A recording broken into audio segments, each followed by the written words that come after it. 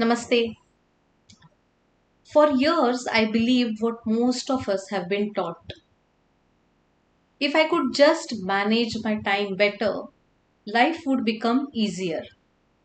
A better planner, a better system, better schedule, a better to do list, a more organized calendar.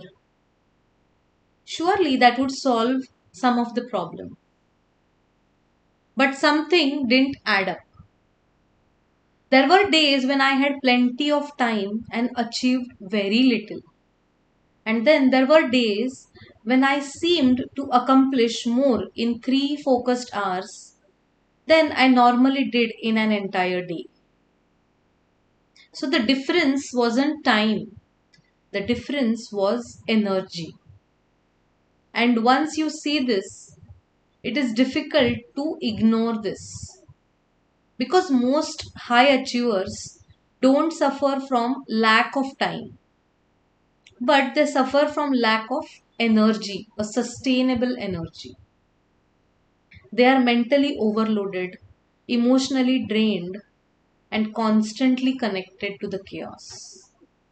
Always doing something, yet rarely they feel renewed. The modern world teaches us time management. Yoga teaches us something deeper. It is energy management, or more accurately, the wise management of prana, our vital life force. And this shift changes everything because purpose requires energy, relationships require energy, leadership requires energy, even joy requires energy to express. Without energy, we may continue functioning, but we cannot flourish. Today, I want to explore a yogic framework for sustainable work, sustainable success, and sustainable living. Not by squeezing more into your calendar, but by bringing more life into the time you already have. One of the hidden assumptions of modern life is that human beings function like machines: input, output, performance, results. If productivity drops, the solution seems obvious: work hard, push more, optimize. Yet experience tells us something different. A machine performs the same way every day. Human beings don't. Some mornings we feel energized, creative, and clear. On the other days, we feel heavy, distracted, depleted. What changes? The Yoga and Vedantic traditions answered this question thousands of years ago. They understood that beyond the physical body exists what is called as the pranamaya kosha, the energetic dimension of our being. Prana is not merely breath, it is the life force that animates thought, emotion, action, awareness. And when prana is abundant, everything feels different. We think more clearly, we respond better, we create more effectively, we lead more consciously. But when prana is depleted, even simple tasks feel difficult. This is why two people can have the same education, same skills, same resources, the same opportunities, and yet they produce very different outcomes. The difference is not in the capability or skills, it is in the energy. If prana is the foundation of energy, a natural question arises: how do we strengthen it? How do we replenish it? How do we cultivate it? The yogic traditions offer a remarkably direct answer: pranayama, the conscious regulation and expansion of life force through the breath. Most people think breathing simply keeps us alive. Yoga sees breath differently. Breath is the bridge between body, mind, and energy. Notice what happens when you're anxious. Your breathing pattern will change. When you're angry, again the breathing pattern is different. When you're calm, you have a different breathing pattern. The state of the mind and the rhythm of breath are deeply connected. And the beautiful insight of yoga in this is if the mind can influence the breath can also influence the mind. And this is why pranayam has been a cornerstone of yogic practice for thousands of years. Not merely a breathing practice, but a method of regulating energy.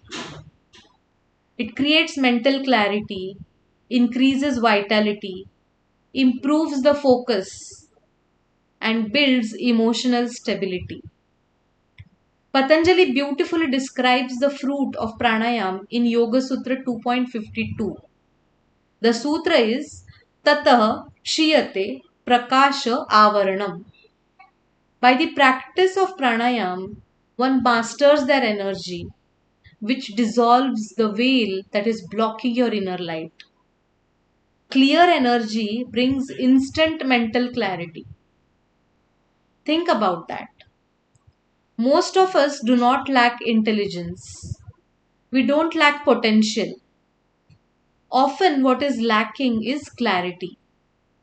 The inner light is already present, but it is covered with stress, mental noise, restlessness, emotional turbulence.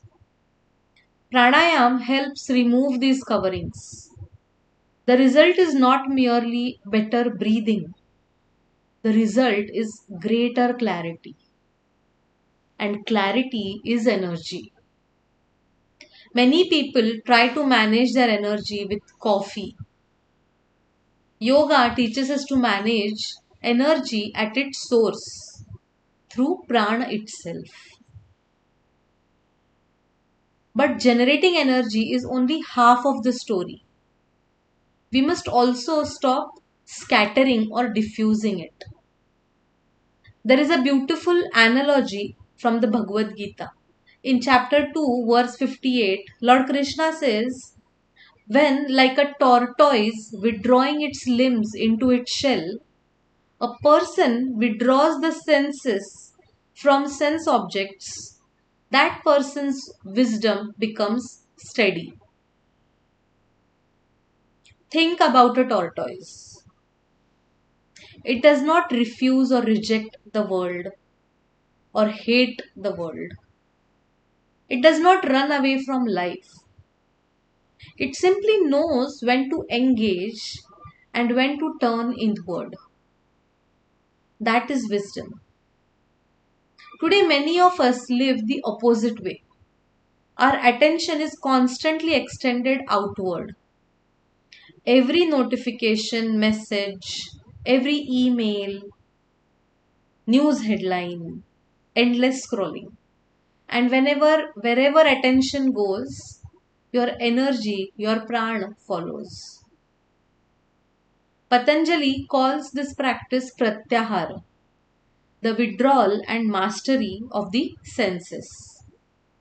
Pratyahara is not isolation, it is intelligent energy management. It is the ability to reclaim your attention, to decide where your energy goes, to be attentive of your attention, to create moments where your mind is no longer reacting to every external demand.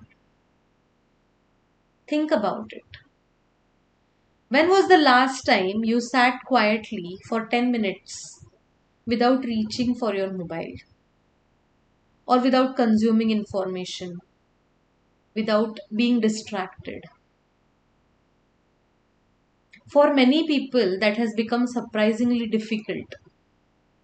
Yet these moments are where energy begins to replenish, to gather again. Pranayam helps us generate our inner energy, our vital force. and pratyahar helps us preserve it. Together, they create the foundation for sustainable performance daily. Let me leave you with 3 questions. It's not a productivity exercise, but just something to become self aware. Question 1: what genuinely gives me energy? Not the kind of energy we get from entertainment or any distraction, but the real energy. What leaves you feeling more alive, more present, more connected?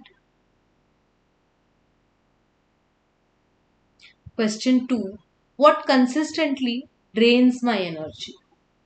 There are patterns to this. Notice the patterns, the habits, the environment, the conversations that could be draining your energy.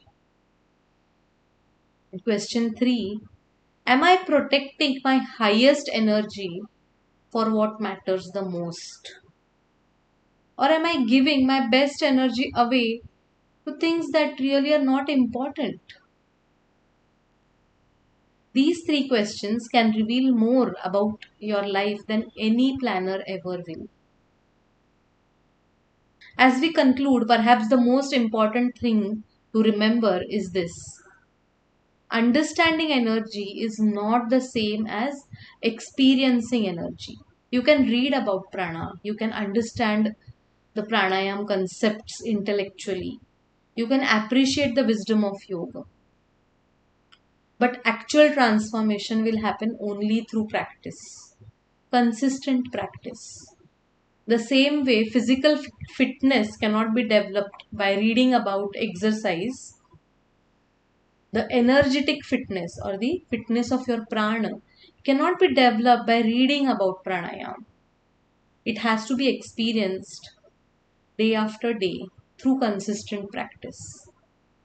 This is why yoga tradition always emphasizes on sadhana, not just information, but hands-on actual practice, the embodiment of the information that you gain.